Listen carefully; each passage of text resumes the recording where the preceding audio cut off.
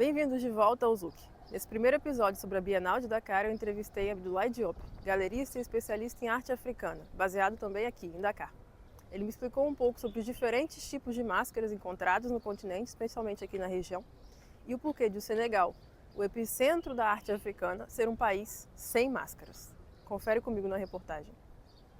Dos dias 7 de novembro a 7 de dezembro de 2024, a Bienal de Dakar transforma o Senegal na capital da arte africana internacional. No entanto, ao conhecer o país pela primeira vez em 2021, eu entendi que essa conexão com a arte não se limitava apenas ao evento. Ao chegar em Dakar, meu primeiro encontro com a arte africana foi na galeria de Abdoulaye Diop, especialista das máscaras e esculturas em madeira, o tipo de arte mais reconhecido internacionalmente como sendo de origem africana. Diop seguiu os passos do seu pai, que foi um dos grandes expoentes do comércio de obras de arte na região.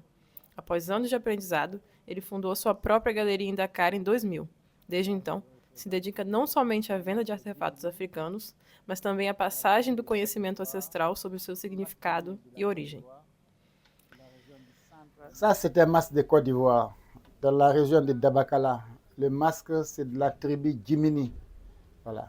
Et chez les Djimini, c'est un masque qui a une particularité, c'est un masque qui sort tous les 7 ans. Tous les 7 ans. C'est un masque qui danse une fois tous les 7 ans. Voilà. Pourquoi 7 ans? Bon, c'est un masque particulier, qui est vraiment particulier. Parce qu'en fait, les Djimini, ils n'ont pas beaucoup d'œuvres, ils n'ont pas beaucoup de masques.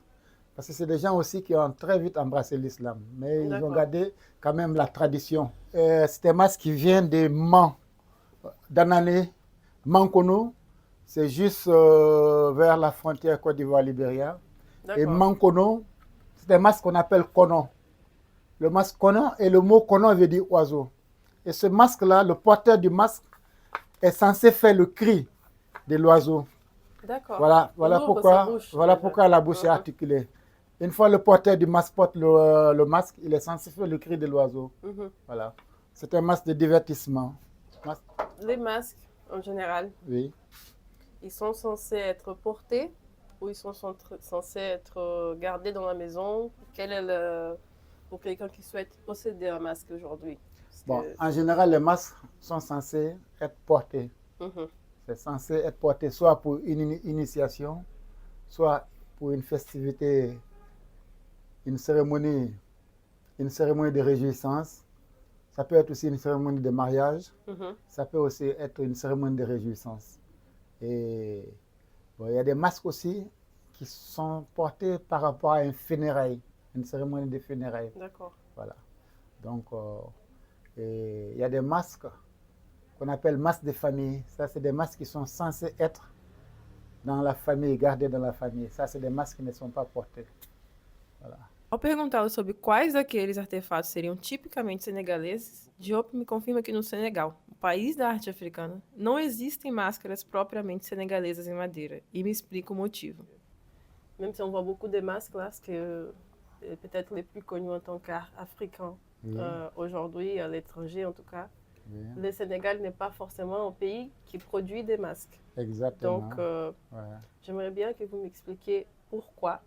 Quelle est la raison derrière le fait qu'il n'y a pas vraiment de masque sénégalais? Au Sénégal, voilà. Donc, je vous disais la dernière fois que le Sénégal n'a pas produit de masques. Le Sénégal n'a pas produit de masques faciales, ni de statues de représentation humaine. Ça n'a pas existé au Sénégal. Je crois que c'est dû à l'islam. Parce que l'islam interdisait la reproduction de l'être humain en bois ou en sculpture, etc.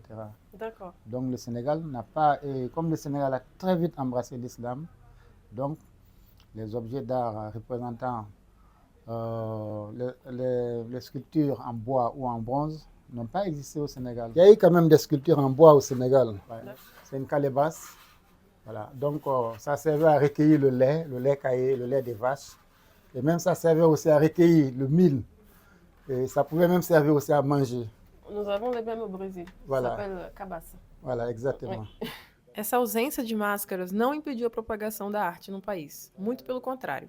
A pintura é até hoje uma das grandes expressões artísticas senegalesas. Diop nos apresenta uma obra de um dos grandes nomes da chamada Escola de Dakar, Crème Baye. Seu amigo pessoal, falecido em 2014. Artista autodidata de grande talento e personalidade complexa, Crème Baye foi um dos maiores pintores abstratos do Senegal contemporâneo. Ele, que sonhava com a liberdade, transmitia um pouco da sua através da sua arte e da sua escola, no bairro da Médina, em Dakar.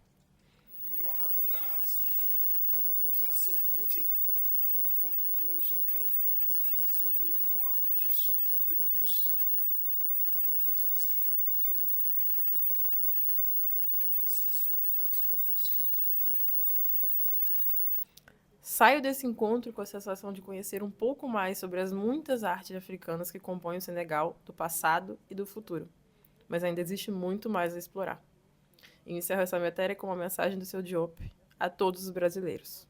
Até a próxima. Le message que je lance aux Brésiliens, c'est de venir plus en Afrique et s'intéresser à l'art africain, parce que l'art africain, c'est l'art premier. Et il faut s'intéresser à l'art africain. Donc moi, je vous invite à venir en Afrique, surtout le Sénégal, c'est le carrefour de l'art africain. Vous pouvez retrouver tous les pays africains ici. Et c'est la source, quoi. Et chez vous. Ouais. Et, surtout. ouais.